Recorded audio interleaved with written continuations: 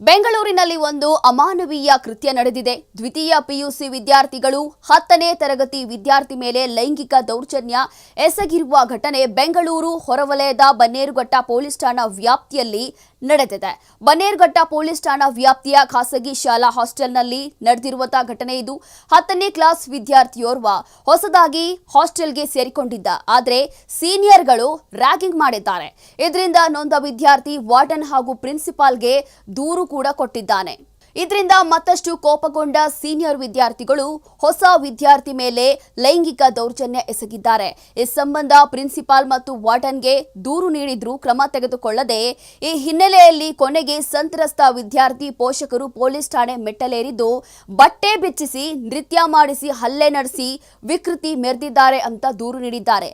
ಈ ಸಂಬಂಧ 5 ವಿದ್ಯಾರ್ಥಿಗಳು ಶಾಲೆಯ ಪ್ರಿನ್ಸಿಪಾಲ್ ಮತ್ತು ವಾರ್ಡನ್ ವಿರುದ್ಧ ಎಫ್ಐಆರ್ ಕೂಡ ದಾಖಲಾಗಿದೆ.